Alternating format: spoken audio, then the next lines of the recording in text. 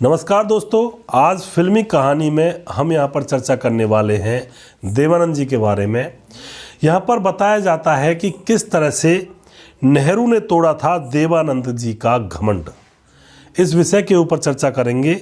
और दोस्तों, यहाँ पर यह भी बताया जाता है कि देवानंद को नेहरू से मिलने में अपनी हैसियत का पता लग गया था, और यह किस्सा देवानंद जी ने अपनी ऑटोबायोग्राफी में भी लिखा है, अपने ऊपर जो किताब लिखी थी।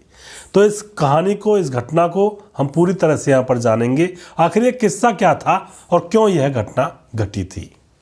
नमस्कार, मैं हूँ सुदेश कुमार और फिल्मी कहानी चैनल में आपका स्वागत है। ये बात उन दिनों की है जब हिंदी सिनेमा में केवल 3 ही नाम हुआ करते थे। 3 नाम कौन से? दिलीप कुमार, देवानंद और राज कपूर। इन तीनों की तिगड़ी को त्रिदेव कहा जाता था उस समय में। जैसे कि आज के समय में सलमान, शाहरुख और आमिर यानी कि खान की तिगड़ी है, इस तरह से उस ज़माने में इन तीनों एक्टर्स की तिगड़ी हुआ करती थी। यानी कि यह सबसे ऊपर थे। एक्टर तो और भी थे, लेकिन यह सबसे ऊपर थे। दोस्तों, यहाँ हम बात देवानंद की कर रहे हैं, उनके साथ जो घटना घटी थी। देश विदेश में लाखों चाहने वाले और एक के बाद एक रिकॉर्ड तोड़ने वाली फिल्मों ने देवानंद के सिर पर भी सफलता का नशा चढ़ा दिया था। एक समय ऐसा भी था, मगर उनका ये गुरूर नेहरू ने तोड़ दिया था। दोस्तों, किस तरह से तोड़ा था? हुआ ये कि एक बार देवानंद अपनी कार से लोनावाला जा रहे थे, और लोनावाला जाते समय रास्ते में उनको बहुत सारी भीड़ दिखाई दी। बहुत सारी भीड़ थी, रास्ता बंद था। पुलिस वालों ने उनकी कार रोक ली और फिर आगे जाने से मना कर दिया। उन्होंने पूछा कि भाई क्या हुआ? तो देव साहब नाराज़ हो गए, और पुलिस वालों से जब वजह पूछी तब पता चला कि नेहरू जी भाषण दे रहे हैं, वो आगे नहीं जा सकते हैं। अब यह बात जैसे देवानंद सुनते हैं, थोड़ी देर के लिए ठहरते हैं और सोचते हैं अपने दिमाग में। उसके बाद दोस्तों, देव थोड़े नाराज़ हुए, मगर उनके मन में भी नेहरू से मिलने की इच्छा यहाँ पर जग जाती है। वह भी सोचने लगते हैं कि मुझे नेहरू से मिलना चाहिए। उन्होंने सोचा अभी चला जाता हूँ और वो मुझे देखते ही भीड़ में पहचान जाएंगे। लेकिन दोस्तों, फिर सोचा छोड़ो, अभी मिलना ठीक नहीं रहेगा और बाद में मिलते हैं। तो यहाँ पर अपनी प्लानिंग को कैंसिल कर देते हैं, और कुछ दिनों के बाद उन्होंने उस समय के मुख्यमंत्री और बड़े कांग्रेसी नेता YB चौहान से कहा कि वो नेहरू से मिलना चाहते हैं। तो यहाँ पर दोस्तों, इतने बड़े अभिनेता की इच्छा को पूरा करने के लिए जो CM हैं वो फौरन ही इच्छा को पूरा करने में लग जाते हैं। आखिरकार मुलाकात नागपुर में होनी तय हो जाती है। अब मुलाकात का दिन नज़दीक आने लगता है, और फिर दोस्तों, अब मुलाकात का दिन नज़दीक आ जाता है, और उस दिन नेहरू जी से मिलने के लिए बड़े बड़े लोगों को बुलाया गया था। उसमें देव को भी बुलाया गया था। अब देवानंद भी वहाँ पर पहुँचते हैं, और नेहरू से मिलने के लिए और भी बहुत सारे लोग वहाँ पर पहुँचते हैं। तो दोस्तों, वो समय से पहले ही वहाँ पर पहुँच जाते हैं। देवानंद जी समय से पहले नेहरू से मिलने के लिए वहाँ के वेटिंग रूम में पहुँच जाते हैं। उनको देखते ही वेटिंग रूम में खलबली मच जाती है कि देवानंद आए हैं, देवानंद आए हैं। लोग यह कह करके देवानंद की तरफ भागने लगते हैं, जबकि देवानंद जो खुद हैं वो नेहरू जी से मिलने के लिए गए थे। अब दोस्तों, यहाँ पर क्या होता है, कोई उनसे ऑटोग्राफ लेने लगता है, कोई उनसे हाथ मिलाने लगता है। लोगों के इस पागलपन को देखकर तो देवानंद और भी ज़्यादा घमंड में आ जाते हैं कि देखो मेरी कितनी फ़ैन फॉलोइंग है, और मैं एक प्रधानमंत्री से मिलने के लिए आया हूं, तो वहां पर प्रधानमंत्री से मिलने के लिए जो लोग खड़े हैं वह मेरी तरफ भागकर आ रहे हैं। लेकिन अभी तक नेहरू वहां पर पहुंचे नहीं थे। अब क्या होता है, अभी उनका घमंड टूटना बाकी था। लोग देव को घेरे पड़े थे कि अचानक वहां पर लोग दूसरी तरफ भागने लगते हैं, यानी कि देवानंद को छोड़ करके दूसरी ओर जाने लगते हैं। अब देव को वहां पर कोई भी पूछने वाला नहीं रह गया था, क्योंकि बगल वाले हॉल में नेहरू जी पहुंच गए थे।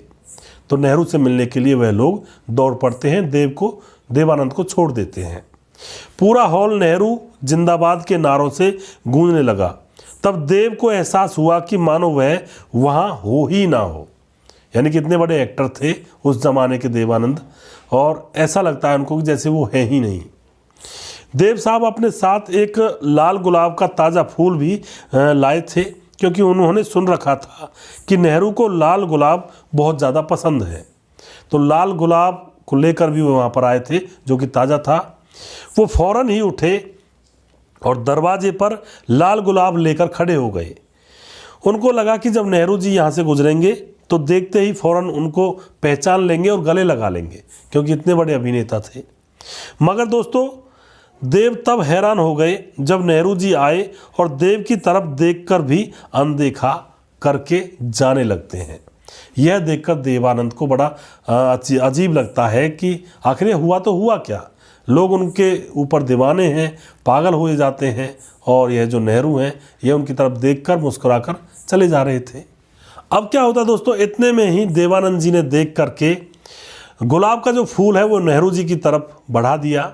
मगर ये क्या, नेहरू देव की ओर देखकर हल्का सा मुस्कुराए और दोस्तों गुलाब को हाथ तक नहीं लगाया और वहाँ से चले जाते हैं। देवानंद खड़े हुए देखते रह जाते हैं। देवानंद तो हैरान हो गए। अपनी किताब रोमांसिंग विद लाइफ में वो इस वाक्य पर लिखते हैं कि पंडित नेहरू को अपनी लोकप्रियता का नशा था और ये उसका पूरा मजा ले रहे थे उस समय में।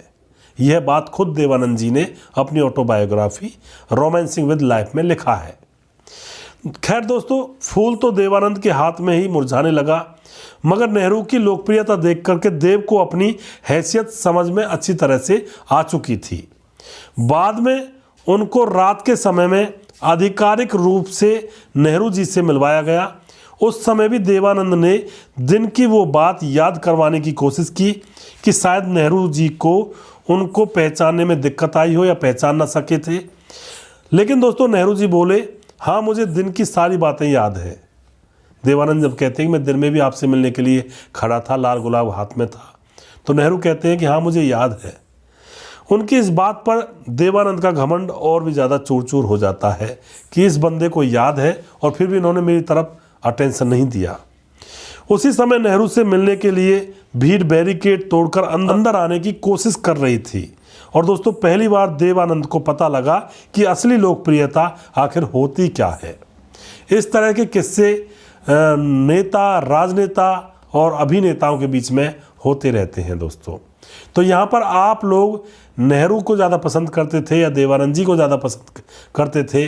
आप अपनी राय कमेंट बॉक्स में लिख सकते हैं और लोगों के साथ शेयर कर सकते हैं। दोस्तों, इन घटनाओं से हमें बहुत कुछ सीखने को मिलता है, क्योंकि इनसे हमें पता चलता है कि इंसान चाहे ज़िंदगी में कितना भी बड़ा हो जाए, लेकिन उसको उसकी हैसियत दिखाने के लिए शेर का सवा शेर कहीं ना कहीं पैदा हो ही जाता है।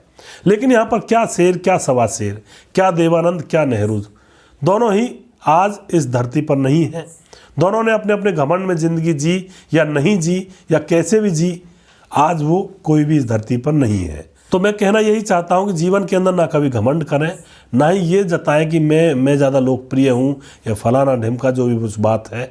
वही 4x4 की गज की जो भूमि है वही नसीब होती है हर इंसान को, और कुछ भी इस ज़माने में से लेकर नहीं जाता है। तो कभी भी घमंड ना करें और अपनी ईमानदारी से जीवन को जिए। कुछ नहीं लेकर जाना है, ऊपर वाले का नाम लें, लोगों की भलाई में जुटें जो कि अपने साथ जा सके। भलाई साथ में जाती है दोस्तों, पैसे साथ नहीं जाते हैं। अगर आपको हमारे वीडियोज़ अच्छे लगते हैं तो इनको शेयर ज़रूर कर दिया करें, और आपको हमारे यह वीडियोज़ कैसे लगते हैं इसके बारे में भी आप अपनी राय कमेंट बॉक्स में ज़रूर लिखें, जिससे कि हम और बहुत सारे प्रोग्राम्स ऐसे बनाकर आप लोगों के समक्ष ला सकें। अगला प्रोग्राम बहुत जल्दी फिर से लेकर आऊँगा, तब तक आप देखते रहिए फिल्मी कहानी चैनल। जय हिंद, जय भारत।